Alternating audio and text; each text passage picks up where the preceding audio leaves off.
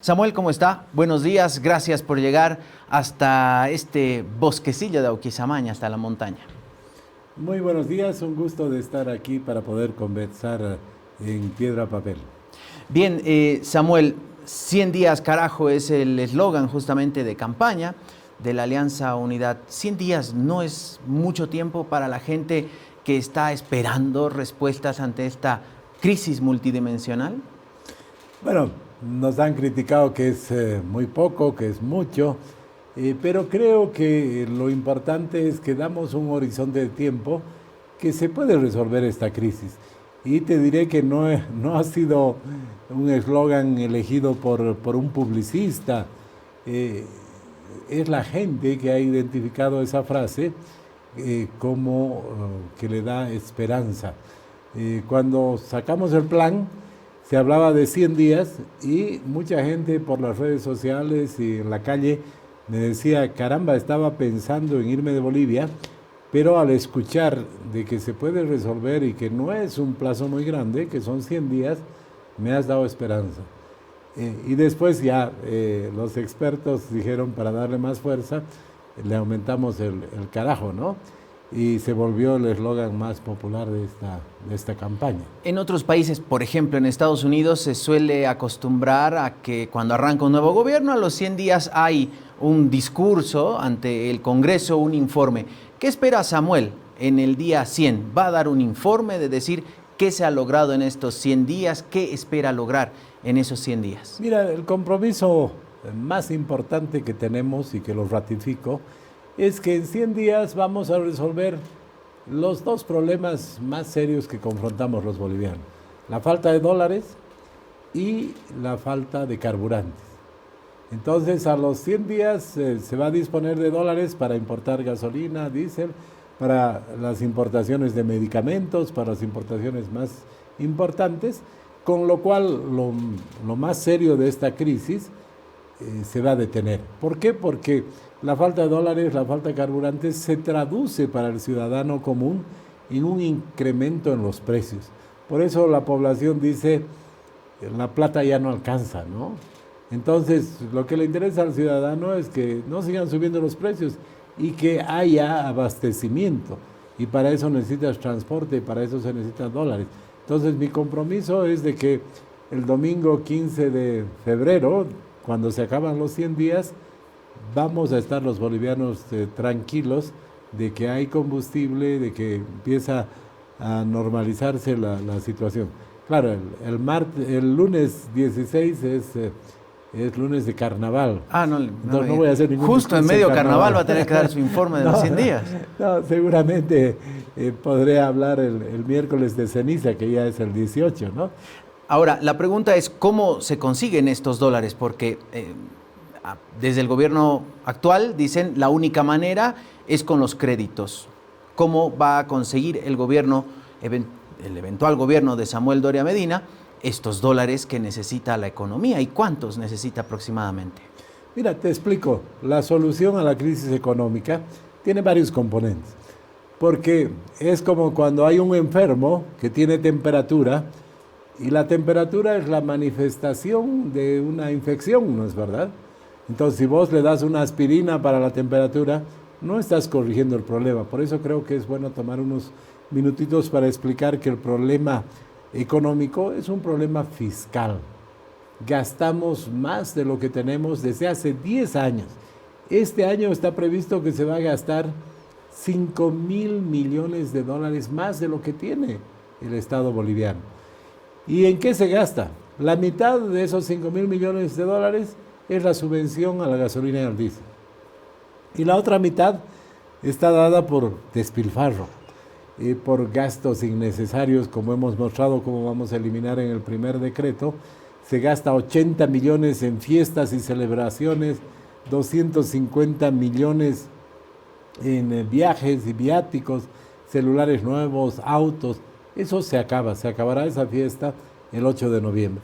Y hay muchas empresas públicas que se han hecho en los últimos años que solamente han generado pérdidas en estos últimos años y que no tienen factibilidad económica. Entonces, se van a cerrar esas empresas públicas se va a levantar la subvención y ese es el primer paso fundamental para resolver los problemas. Una vez que hagas eso, vas a poder conseguir dinero.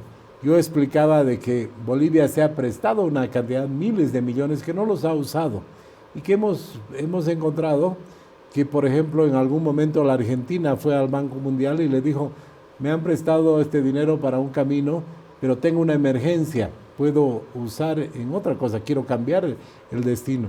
Y el Banco Mundial aceptó. Entonces, Bolivia se ha prestado 3.500 millones de dólares que no ha usado.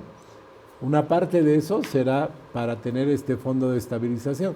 Pero también cuando se vea que se corrige el problema fiscal, que hay un plan, que hay un gobierno serio, va a volver la confianza. Va a empezar a volver la confianza y los exportadores seguramente van a disminuir, ya no van a tener un saldo de dólares muy grande que no lo van a vender, ¿no es verdad? Y lo mismo, la gente va a empezar a dejar de comprar dólares, porque lo más importante, vamos a levantar todos los obstáculos que hay a los exportadores en nuestro país. Samuel, usted decía en las primeras 100 horas de su gobierno iba a aprobar el decreto, iba a entrar en vigencia el decreto, se acabó la fiesta, que tiene que ver con recortes justamente en el Estado. Además de ese decreto, ¿usted ya tiene pensado otros decretos, un paquete de leyes? ¿Cómo va a arrancar el gobierno de Samuel Doria Medina? Bueno, sí, hemos nombrado un coordinador del equipo económico, que es el economista José Gabriel Espinosa, que estamos trabajando una serie de temas que hay que corregir, porque lo que no puede aguantar nuestro país es improvisación. Entonces, tenemos un equipo económico, tenemos un equipo en el tema educación, en el tema salud, en el tema justicia, con excelentes hombres y mujeres profesionales que están trabajando para no improvisar. ¿En esos equipos ya está, por ejemplo, los nombres del futuro gabinete de Samuel Doria Medina? O sea, un José Gabriel Espinosa sería el ministro de Economía o de alguna cartera de esa área. Mire, yo he aprendido en la vida que no hay que cruzar el puente antes de llegar al puente, ¿no es verdad? Entonces, no voy a cometer el error de empezar a tener gabinetes antes de ganar. Cuando gane, me ocuparé de eso. Es decir, todavía no se ha visto perfiles. ¿Usted los tiene? Tengo equipos con excelentes profesionales que seguramente habrá ahí muchos candidatos, pero eso se verá cuando se gane la elección. Cuando hablamos de economía, inmediatamente y en esta coyuntura aún más salta el tema del litio. Usted ha mencionado que va a romper los contratos actuales de litio, tanto con la empresa china CBC como con la rusa Uranium One Group. Usted, como empresario, defiende la seguridad jurídica, hemos escuchado muchas veces las quejas sobre la seguridad jurídica. ¿No es una mala señal para el mercado entrar y romper contratos que el Estado boliviano ha suscrito? No, definitivamente, porque sí queremos inversión extranjera, pero no así, ¿no? No puede ser que los potosinos se enteren de los contratos de litio por prensa. Además, se han cometido muchos errores. Yo he podido conversar con representantes del gobierno chino, del gobierno ruso, y veo que no se ha estado encarando bien el tema. Y en nuestro país se tiene una idea equivocada de lo que es el litio. En un debate hace algunos días, yo le decía a un candidato, ¿sabes cuánto cuesta un kilo de litio? Y perdió los papeles, porque claro, hay mucha gente que piensa que el litio es como el oro o como los diamantes. Y hay un candidato que dice, voy a vender 10.000 millones de dólares. 10.000 millones. Venta anticipada del litio. Eso es lo más absurdo que puede haber. Ese candidato no sabe ni siquiera cuánto es la producción mundial de litio, ¿no es verdad? Eso que planteaba este candidato es la producción de 20 años. Ridículo, ¿no es verdad?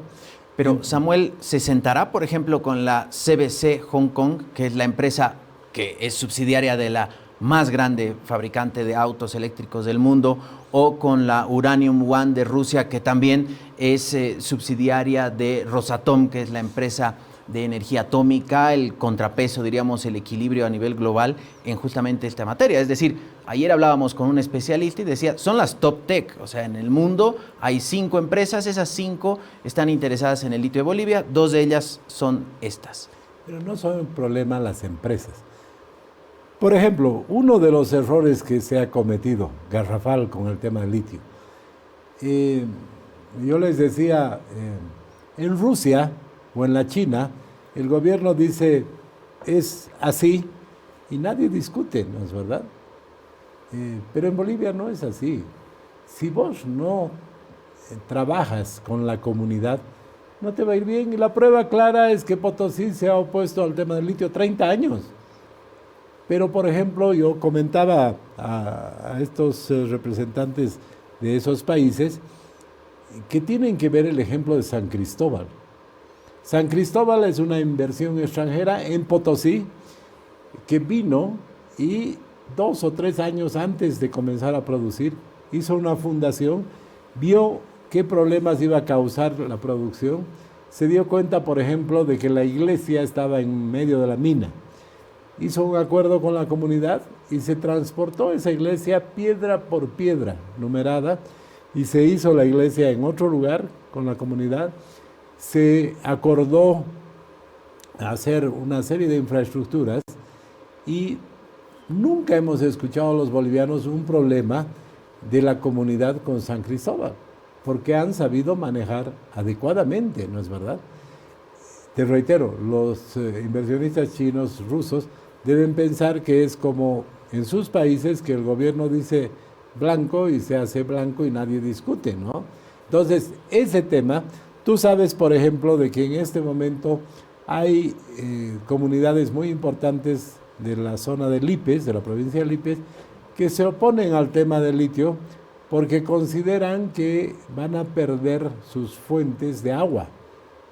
No han hablado en ningún momento con nadie sobre cómo se va a tratar el tema del agua. Entonces, hay que hacer inversión extranjera y se va a hacer, pero de manera pues inteligente, de manera correcta, no tratando de imponer, ¿no? Porque tratando de imponer los últimos 40 años se ha fracasado el tema del litio. ¿Cómo va a encarar Samuel Doria Medina su gobierno en el sentido de la organización del Poder Ejecutivo? ¿Lo va a reestructurar? Por ejemplo, durante el 2020, los que antes eran ministerios de deporte, de comunicación, pasaron a ser viceministerios. Y eso se mantuvo así durante la gestión de Luis Arce.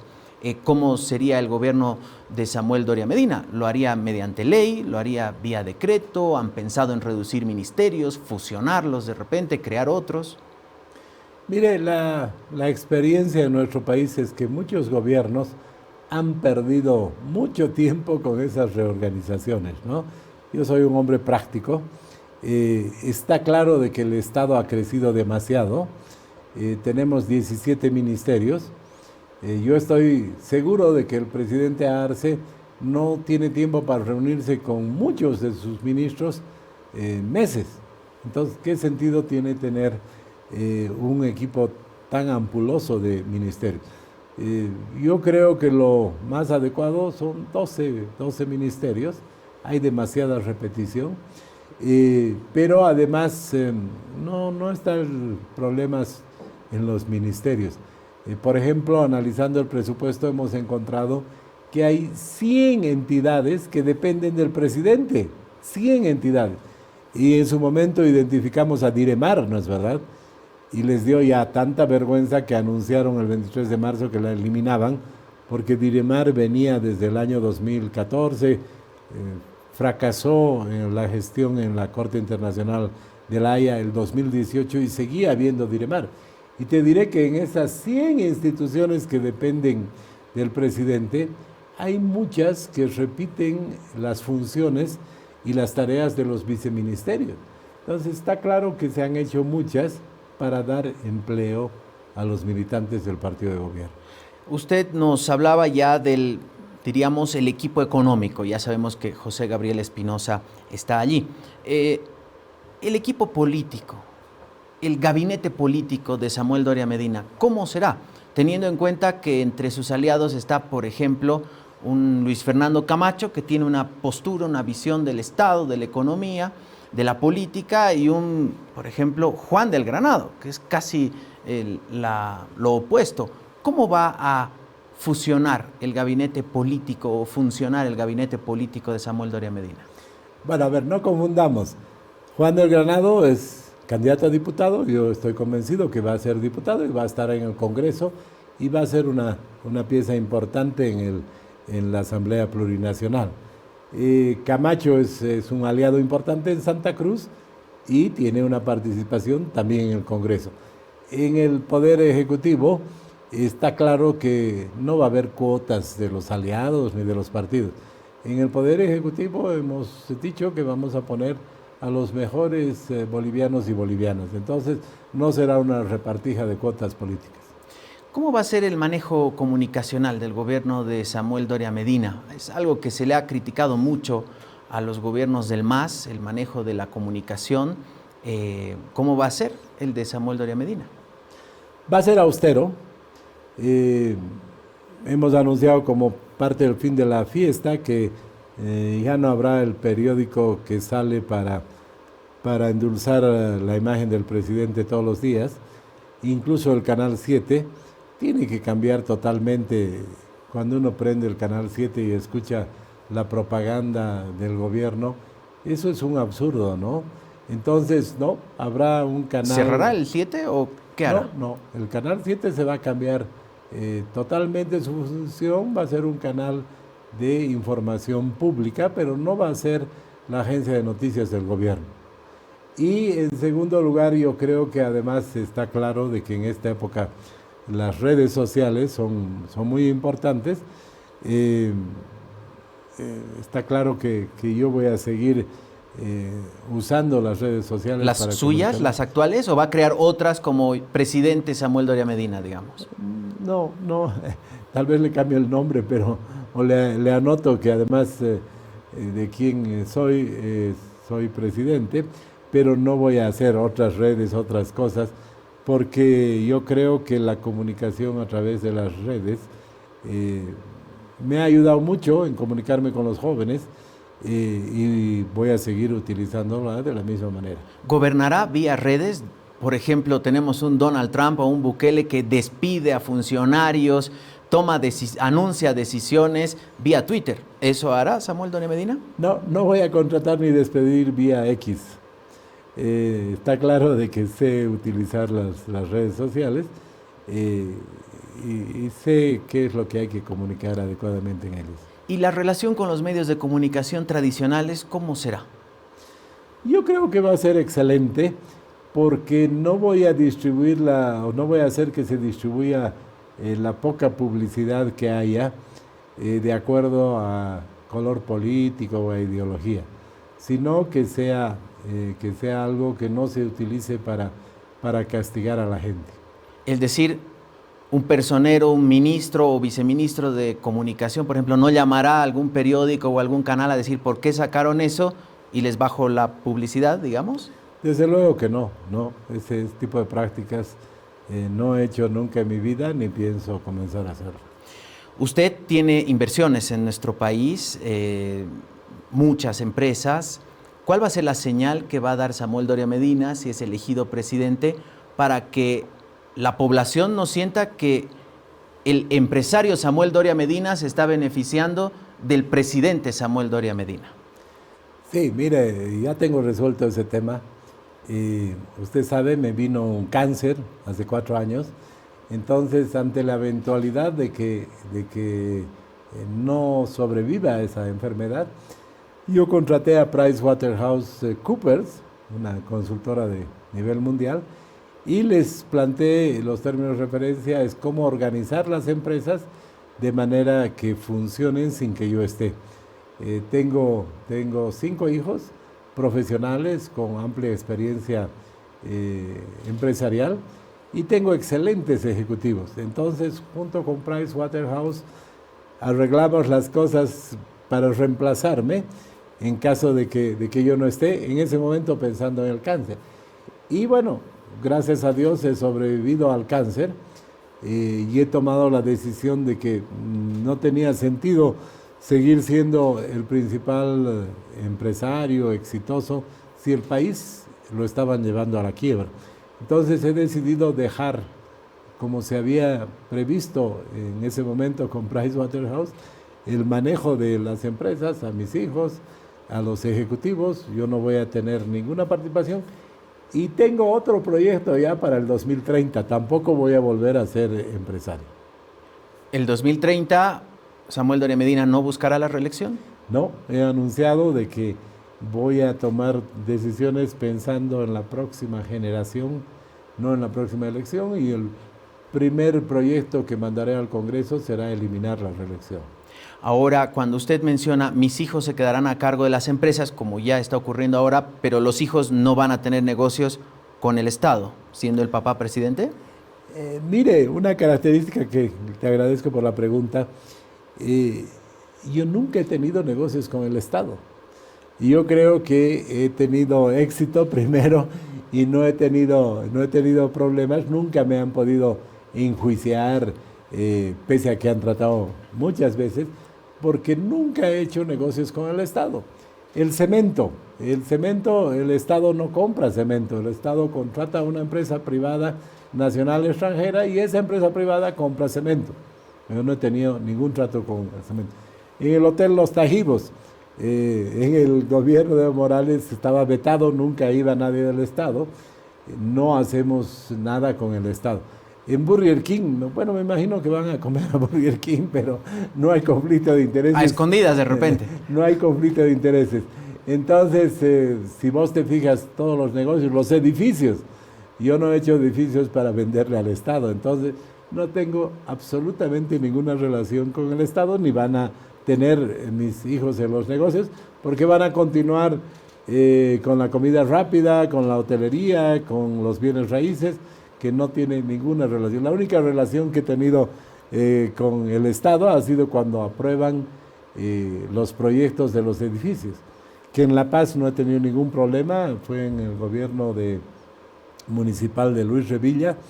Yo no tuve que llamar ni hacer nada, se hizo el procedimiento perfectamente, no hay ninguna excepción ni nada por el estilo. En Santa Cruz fue más complicado con el actual alcalde, pero esa es toda mi relación con el Estado. Ante un eventual hecho de corrupción en su gobierno, porque seamos honestos, corrupción hay en todos los colores políticos, es algo casi inherente a las personas.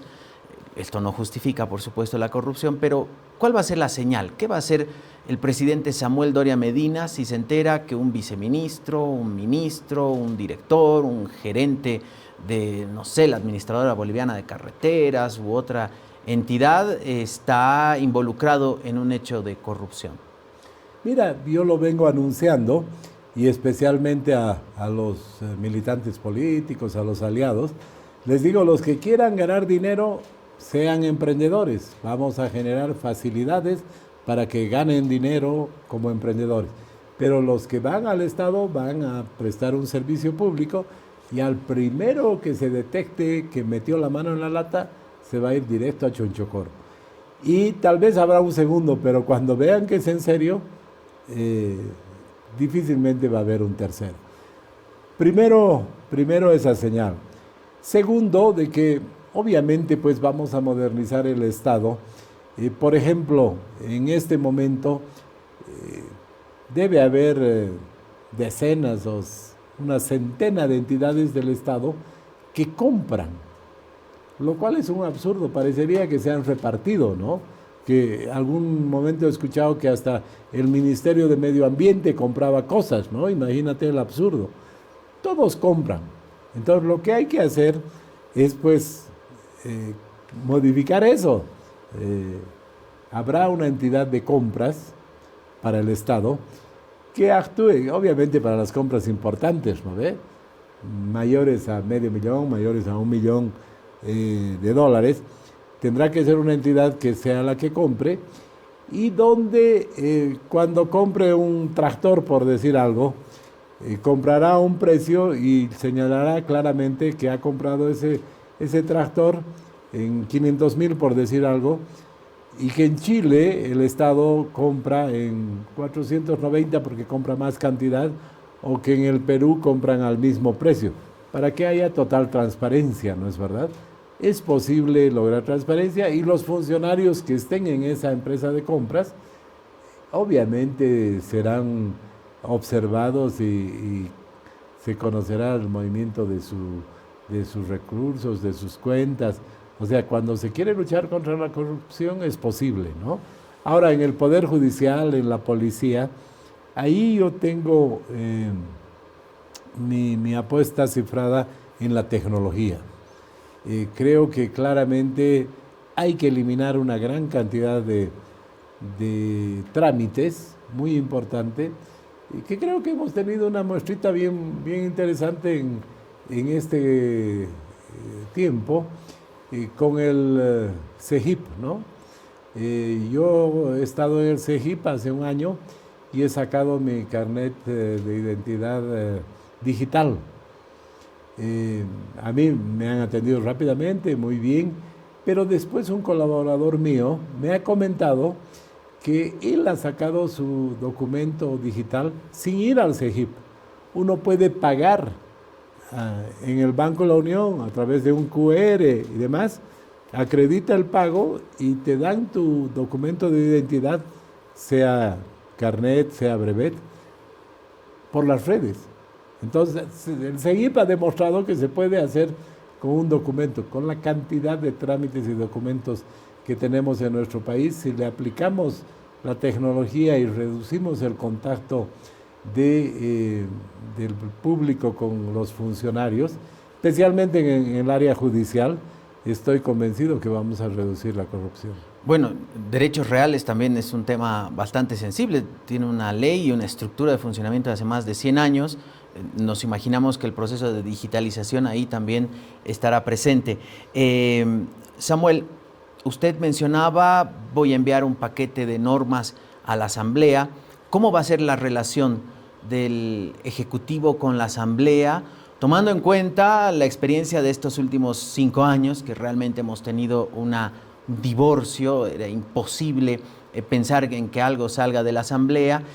¿Usted lo ve, por ejemplo, a su acompañante de fórmula, José Luis Lupo, quien no viene del palo de la política, con la habilidad para poder manejar una Asamblea que, según muestran las encuestas y según las proyecciones, será bastante atomizada? A ver, primero creo que es muy importante tener en cuenta de que faltan 5 semanas para las elecciones y es el periodo en el cual la población toma atención y va tomando decisiones. O sea, todavía hay un número importante de indecisos que pueden cambiar las cosas en las próximas semanas. Yo tengo la esperanza de que la población tiene absoluta claridad que se necesita un gobierno con mayoría en el Congreso. Justamente por lo que tú mencionas, por la experiencia de estos últimos años. Si no hay mayoría en el Congreso, se trancan las cosas, no funcionan y tenemos que hacer un cambio profundo en muchas leyes. Entonces, eso por un lado. Y por el otro, José Luis Lupo es una persona que tiene una amplia experiencia, justamente al haber estado en organismos internacionales más de 20 años. Él ha tratado con ministros de gobiernos de derecha, ministros de gobiernos de izquierda, ministros de gobiernos de centro, y ha desarrollado la capacidad de poder llegar a acuerdos, ¿no es verdad? Entonces, es una persona que sabe lo que es el diálogo, es una persona que busca soluciones, y estoy seguro, justamente lo he elegido por esa experiencia, para ese trabajo en el Congreso. ¿Cómo va a encarar el gobierno de Samuel Doria Medina las relaciones internacionales? ¿Qué va a hacer, por ejemplo, en la Cancillería? ¿Va a restablecer la academia diplomática, la carrera diplomática que por lo menos en los últimos 4 años prácticamente ha desaparecido? Mira, para comenzar, en estos últimos 20 años se ha aislado Bolivia del mundo. Y nos ha llamado la atención escuchar cómo en Naciones Unidas apoyábamos a Irán junto a Nicaragua, a Cuba, a Venezuela. Hemos estado meses, años sin tener embajadores ante países muy importantes, ¿no? Entonces eso va a cambiar a partir de noviembre. Vamos a tener relaciones con prácticamente todos los países del mundo. ¿Volverá a haber un embajador de Estados Unidos, por ejemplo, en Bolivia? Claro que sí, con China, con Rusia, con Estados Unidos, con la Unión Europea, con Sudamérica, donde nuestro futuro económico yo creo que está más en Sudamérica que en el resto del mundo. Y soy claro, no me interesa acercarme a gobiernos relacionados con el terrorismo internacional como Irán o dictaduras como las de Nicaragua, Cuba, Venezuela, ¿no? Pero después con todos los países del mundo. Número uno. Número dos, es fundamental, creo que como en ningún otro sector, que vuelva el mérito a la Cancillería. Uno escucha cada anécdota, cada problema que se da porque hay gente que no conoce el tema de las relaciones internacionales, que está improvisando, tanto en la Cancillería como en nuestras embajadas. Entonces necesitamos que haya gente que conozca, pero además yo creo que es muy importante, yo te diría una Cancillería similar a la de Colombia, ¿no? La Cancillería de Colombia es la Cancillería que vende el país, que vende el turismo, que vende el café, que vende todos los productos que tiene Colombia. Nosotros necesitamos una Cancillería con gente que pueda ayudar en el tema del turismo, para que los turistas vengan a Bolivia, que pueda promocionar a nuestro país, que pueda facilitar, que pueda acompañar a nuestros exportadores. Creo que ese tipo de Cancillería es la que necesitamos. Bolivia en el Mercosur es algo que se ha logrado en los últimos años y en los BRICS también. Alguno de los aspirantes a la presidencia mencionaba que sacaría a Bolivia del Mercosur. ¿Qué va a hacer Samuel Doria Medina? Yo siempre comento que no tengo el complejo de Adán, que hay muchos mandatarios en Bolivia que tienen o que han tenido el complejo de Adán, que entran y creen que son los primeros y cambian todo. No es ese mi temperamento. Yo siempre, cuando llego a algún lugar, hago que funcionen bien las cosas y evalúo. Lo que está mal lo cambio, lo que está bien lo mantengo. Y he escuchado, por ejemplo, a los productores, a los exportadores cruceños, que dicen, tal vez en su momento no fue la mejor elección el Mercosur, pero una vez que estamos adentro, no podemos dar esa señal de ruptura, y más bien tenemos que ver cómo hacemos para que le sirva al país. Y creo que ese es el concepto adecuado. No querer romper cosas, de empezar de nuevo, sino evaluar. ¿Y BRICS? Bueno, los BRICS, yo creo que se ha generado una gran expectativa en nuestro país y en el mundo, pensando de que iban a hacer una alternativa a Estados Unidos, a Europa, y que iban a tener fuentes de financiamiento, pero claramente no es como se pensaba, ¿no? Tienen un banco importante que lo preside Dilma Rousseff y que obviamente es para proyectos en esos países. Y yo sé que en algún momento el presidente Arce fue para tratar de conseguir financiamiento de los BRICS, y le hicieron recuerdo y le hicieron notar que en ese momento no teníamos embajadores con 4 de los 5 países, ¿no? Entonces no hay pues soluciones mágicas ni a nivel internacional ni a nivel económico.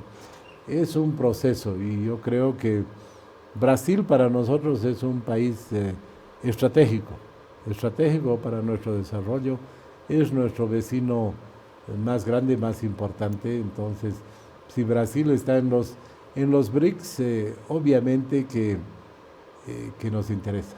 Bolivia, por ejemplo, volverá al CIADI, participará de estas instituciones justamente de arbitraje internacional, de temas incluso de derechos humanos.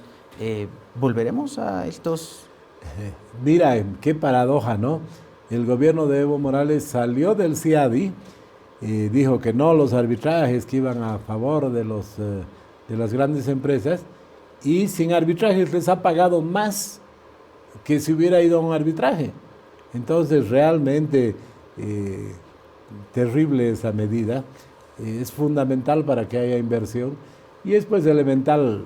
Si viene a invertir un europeo, no va a querer que la justicia boliviana defina si hay un conflicto, como nosotros no quisiéramos que defina la justicia de su país. Tiene que haber un tercero. Y yo no le tengo miedo a los arbitrajes. Yo he ganado arbitrajes importantes a grandes empresas, demostrando que los bolivianos podemos ganar arbitrajes, podemos hacer respetar los derechos en nuestro país y en el mundo. Entonces yo no le tengo miedo a los arbitrajes y es un mecanismo alternativo a la justicia en el mundo que se la utiliza especialmente las empresas y los inversionistas. ¿El presidente Samuel Doria Medina se trasladará a la residencia presidencial de San Jorge?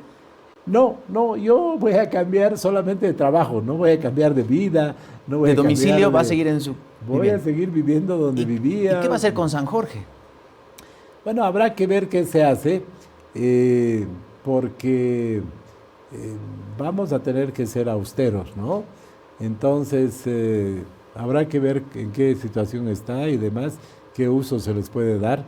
Pero no, yo voy a vivir en mi mismo departamento que vivo y no voy a cambiar de vida, voy a cambiar de trabajo solamente. En esta austeridad que usted menciona, por ejemplo, ¿dejará de usar el avión presidencial y empezará a volar en BOA? Mira, es interesante su pregunta y te agradezco. Me han comentado que soy el cliente más importante de BOA, soy el boliviano que más viaja en BOA.